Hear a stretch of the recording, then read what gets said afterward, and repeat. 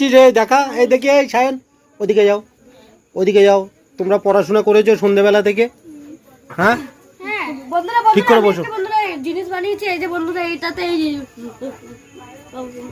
এই যে বন্ধুরা খামের ভেতরে বন্ধুরা এই চিঠিটা মানে একটা আঁকা। বন্ধুরা আমি ওটা বানিয়েছি। কি বানিয়েছিস? দেখা দেখি, দেখা কই দেখি। এটা কি বানিয়েছো? এটা হচ্ছে পেন্সিল, এটা হচ্ছে পেন, এটা হচ্ছে অক্ষর বোর্ড, আর এটা হচ্ছে বই, আর এটা হচ্ছে এটাও পেন্সিল বক্স। হ্যাঁ, আর এটা পেন্সিল বক্স, আর এটা স্কেল। হ্যাঁ, আমি আর ইকের মতো বানিয়েছি। দেখা। আচ্ছা ঠিক আছে, চল, তোরা বানিয়েছিস তো?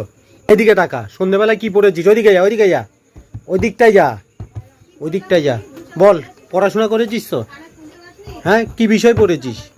অঙ্ক কি পড়েছিস? হ্যাঁ, অঙ্ক আর ইংলিশ পড়েছিলাম। ওই যে পরিবেশ আর বাংলাটা কালকে পড়েছিলাম, আজকে পড়তে যাবো ভাবছিলাম, কিন্তু দেখছি এক হাঁটু জল, সমুদ্রে আর যেতে হয় না। বাবা গো, কি ঢেউ দিচ্ছে। আর তুই? প্যান্টটা ভিজে গেছে। তুই কি পড়েছিস? আমি পড়েছি বাংলা, ইংলিশ, অঙ্ক, পরিবেশ। ঠিক আছে, তাই তোমাদের অঙ্ক থেকে একটা প্রশ্ন, ঠিক আছে? প্রথমে তোমাকে ধরা হবে, ঠিক আছে? বলো, 3 অঙ্কের ক্ষুদ্রতম সংখ্যা কত? তোমার অ্যান্সার, এক দুটো তোমার উত্তর।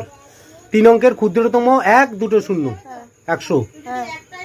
আর তোমার, এদিকে তাকাও। 3 অঙ্কের ক্ষুদ্রতম সংখ্যা থেকে কত বিয়োগ করলে 2 অঙ্কের বৃহত্তম সংখ্যা পাওয়া যাবে? 3 অঙ্ক বিয়োগ করলে, কি বললাম? 3 অঙ্কের ক্ষুদ্রতম সংখ্যা থেকে কত বিয়োগ করলে 2 অঙ্কের বৃহত্তম সংখ্যা পাওয়া যাবে? 1 বিয়োগ করলে। তোমাদের উত্তর সঠিক। তোমরা ভালো পড়াশোনা করেছো, এটাই প্রমাণ। তোমাদের উত্তর সঠিক, ভালো পড়াশোনা করেছো, তার প্রমাণ। ওকে, তো বন্ধুরা দেখলেন ভালোই পড়াশোনা করেছে।